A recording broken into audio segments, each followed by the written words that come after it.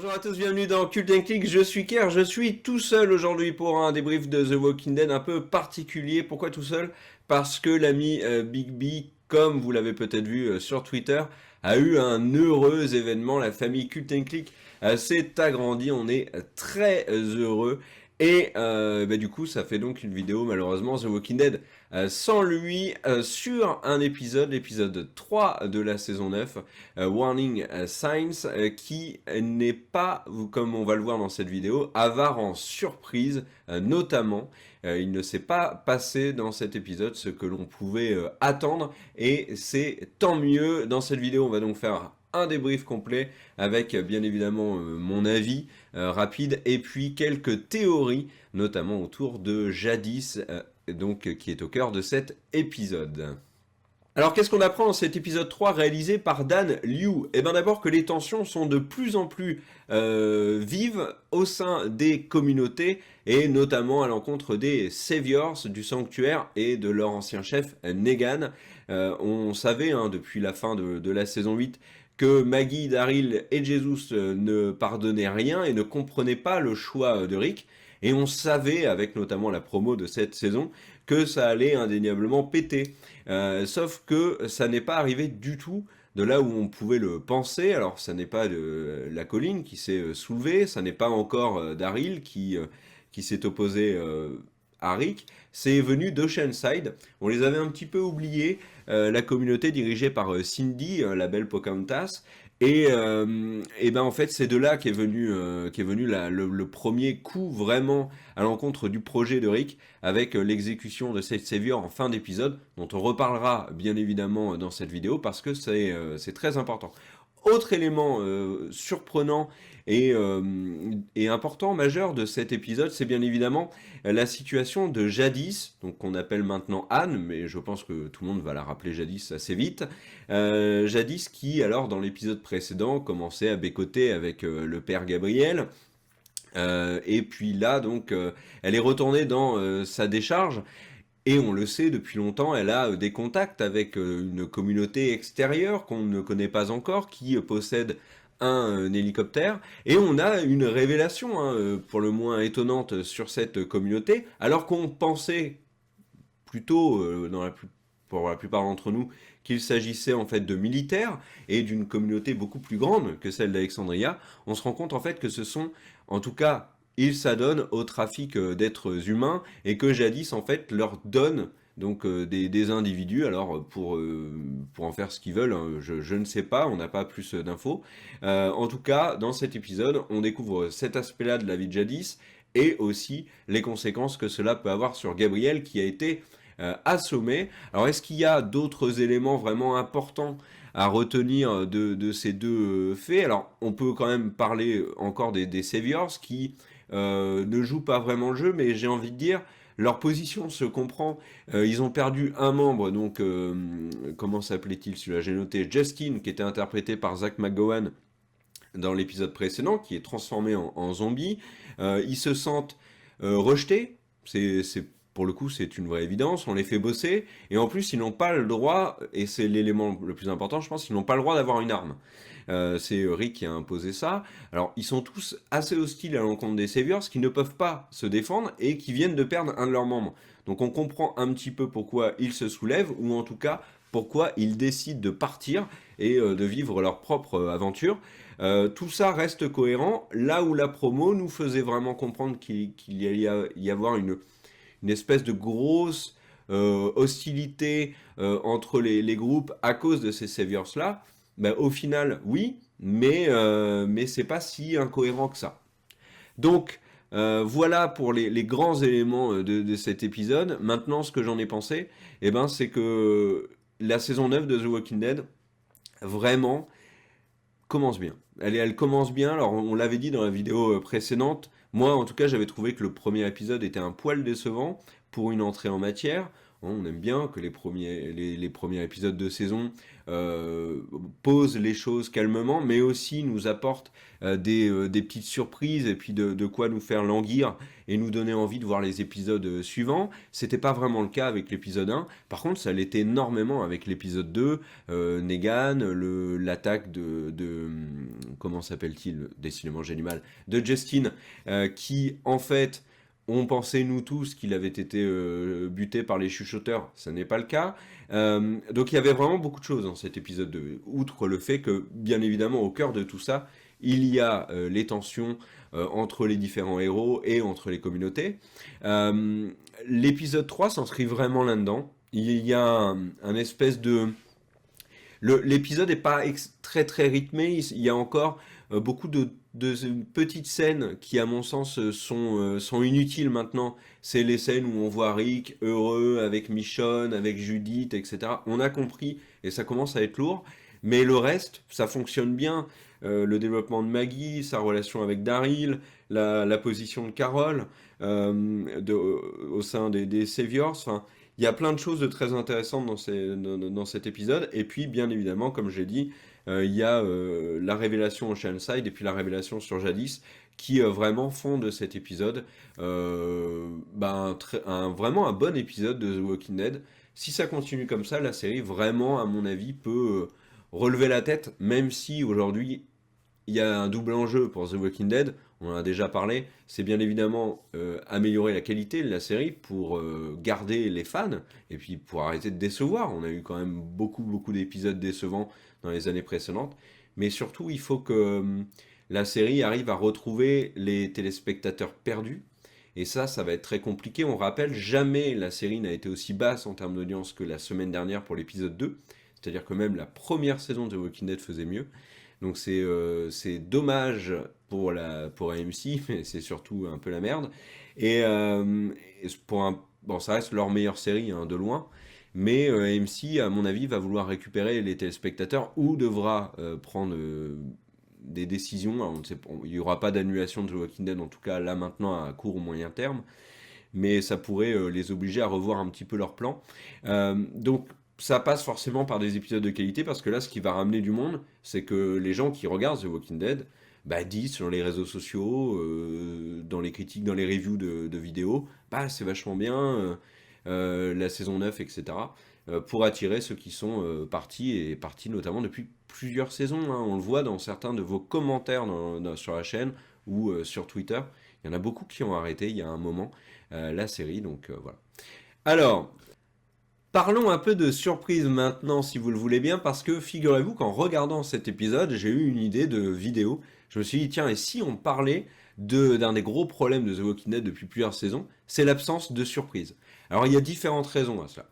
La première, si vous êtes une personne qui vous intéressez énormément à The Walking Dead, vous allez aller sur Internet pour voir un petit peu les théories, mais aussi et surtout pour voir les annonces officielles de la série qui viennent de la showrunneuse Angela Kang, par exemple, ou alors la promo, vous regardez les affiches, les photos officielles, les teasers, les trailers.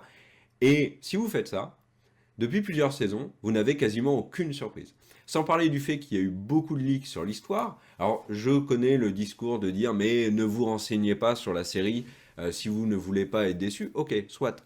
Mais il y a des séries où, quand vous vous renseignez, quand vous scrutez, quand vous analysez toute la promo, les vidéos, etc. qui sortent, eh ben vous avez quand même un lot considérable de surprises. Je pense à Westworld, je pense à Game of Thrones, et Game of Thrones ça fait fort. Sur la dernière saison, on a eu un leak général de la saison, donc on savait quasiment tout.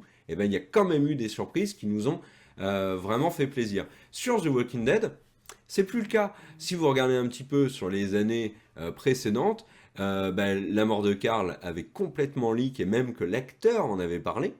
Alors pas directement, mais en tout cas il avait évoqué le sujet, ce qui vraiment confirmait toutes ces théories. La situation de Negan, il n'y avait eu aucune surprise. On savait que Negan allait continuer dans la série, l'acteur avait prolongé. Enfin, voilà, il y avait plus de surprise. Et si vous êtes une personne qui ne vous intéressait absolument pas à autre chose qu'à l'épisode, et donc vous ne vous renseignez pas, etc., par choix, pour ne pas avoir le plaisir gâché, même pour vous, il y avait finalement très peu de surprises. Negan, si vous suivez un peu l'histoire, on comprend tout de suite que comme Rick va suivre la voie de Carl, Negan ne va pas mourir. Donc il y avait finalement assez peu de surprises, à l'exception peut-être de ce retournement un petit peu de Maggie et de Daryl. Et cette absence de surprise, où est-ce que je vais en venir? Vous allez voir, c'est un long chemin, mais il y a une conclusion. Euh, où est-ce que je vais en venir? C'est que pendant cet épisode, je me suis dit, ah, mais il y a quand même pas de surprise, et c'est dommage. Et là, quelques minutes après, boum boum, l'épisode 3 nous surprend énormément avec deux choses que je n'avais pas vu venir. La première, bien évidemment, c'est Oceanside qui a tué les Saviors. On était tous persuadés que c'était les chuchoteurs qui avaient fait ça. Pourquoi? Parce que la prod avait annoncé, d'ailleurs, je trouve que c'est une bêtise de l'avoir dit, que les chuchoteurs arrivaient au cours de la saison. Les chuchoteurs, ce sont les grands méchants qui suivent Negan. Euh, et, euh, et on était persuadé que c'était eux. Au final, pas du tout. Là, pour le moment, alors il y en a qui analysent les images et qui se disent que là, c'est peut-être un chuchoteur, là, c'est un signe, etc. Mais là, dans les faits, très clairement, on n'a pas d'éléments qui nous font... Enfin, les chuchoteurs ne sont pas réellement encore là. Et là, on a été piégé. Vraiment piégé, piégé par la promo, piégé par les trailers. Le final, l'avertissement final qui est tagué, on était persuadé aussi que c'était les chuchoteurs, et pas du tout. C'était une référence au massacre par les saviors des hommes de Oceanside. Donc, vraie surprise, et ça, moi, je l'avais pas vu venir. Et puis, il y a Jadis aussi, parce que Jadis, on était ouais, on était séduit par l'idée qu'elle puisse avoir complètement tourné la page. On ne pensait pas non plus que son passé était aussi sombre. Et au final, sort du personnage d'Anne, le Jadis, qui est de retour, qui est sans pitié, qui est énigmatique. Et ça, pareil, on l'avait pas vu venir. Donc, The Walking Dead passe. Enfin, l'idée même d'une vidéo où je me plains de l'absence de surprise dans The Walking Dead n'a plus de sens après cet épisode 3, qui là vraiment nous a pris à contre-pied, et c'est extrêmement plaisant que ça arrive ainsi. Donc ça, c'est un des aspects très positifs de cet épisode 3. Place maintenant à un petit point théorie sur Jadis, bien évidemment, et son fameux code, donc A ou B, et ce qui arrive à Gabriel. Alors il y a beaucoup de théories qui circulent sur Internet, mais ce qui paraît être le plus logique dans la catégorisation A et B, c'est bien évidemment les personnages et leur capacité à être influencés. Euh, Ce qui fait penser à ça, bien évidemment, c'est Jadis qui dit je pensais que tu étais un B, donc une personne susceptible d'être influencée, alors qu'on sait que Rick, par exemple, est un A. On l'avait vu dans la saison précédente. Euh, donc Rick, lui, est très ferme sur ses positions. Gabriel, lui, avait l'air un peu plus malléable, notamment parce qu'il tombait sous le charme de Jadis. Maintenant qu'il refuse de suivre Jadis, il devient un A. Ok, donc là pour l'instant on est bon. Maintenant, qu'est-ce que ça veut dire dans les faits?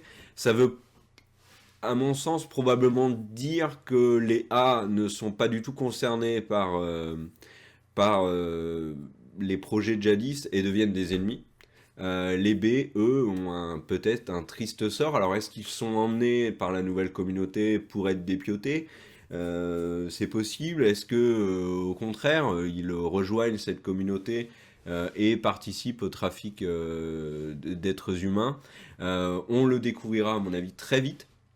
Mais pour l'instant, c'est difficile d'affirmer autre chose. Terminons quand même la vidéo sur un autre point. Maggie et Daryl. Donc on les sent beaucoup plus proches dans cet épisode que dans les épisodes précédents. Et leur attitude avec les filles d'Oceanside, finalement, c'est le point de départ de leur vraie révolte. D'ailleurs, Maggie le dit réellement. Elle dit il est temps d'aller voir Negan.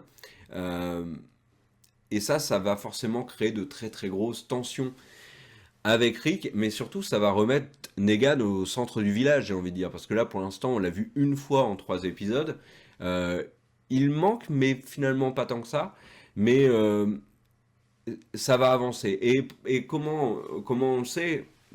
Je pense que vous avez suivi, notamment dans les précédentes vidéos, on en parle beaucoup. mais on est déjà à 3 épisodes. Il n'en reste plus que 4 avec Rick et 4 avec Maggie. Donc le développement de leur opposition qui va amener probablement Rick à partir. Alors moi je ne pense pas qu'il va mourir, mais en tout cas il va quitter la série dans 4 épisodes, ça c'est une certitude. Et ben il n'y a plus que 4 épisodes pour développer toute cette opposition avec Maggie et Daryl, et la transition peut-être, enfin amorcer une transition vers un nouveau lead dans la série. Alors je précise tout de même que Rick et Maggie ne partent pas dans 4 épisodes. Ils ne seront présents que dans 4 épisodes. Il y a un épisode au cours de la saison où normalement, si les informations sont bonnes, eh ben, il n'y aura pas Rick et Maggie. On peut penser que c'est un épisode sur la nouvelle communauté qu'on voit énormément dans le trailer. Mais le départ de Rick et Maggie devrait s'opérer fort logiquement dans l'épisode 8, donc le mid-season de The Walking Dead. En tout cas, hâte de voir la suite. C'était une vidéo un petit peu particulière, enregistrée de chez moi, mais réalisée à distance par l'ami Sylvain, que je salue. Sylvain de JV Le Mag, je vous invite tous à acheter ce magazine qui le mérite. Et un gros coucou également à Big B, bien sûr, et à sa famille qui s'est agrandie. Voilà, et merci aux tipeurs, parce que si on enregistre cette vidéo à distance et si on peut enfin faire ça, eh ben c'est 100% grâce à vous. Donc merci beaucoup, merci à tous ceux qui ont regardé la vidéo. Le petit pouce vers le haut, c'est très important, ça nous aide énormément à exister sur YouTube. Les commentaires. Des bisous, ciao!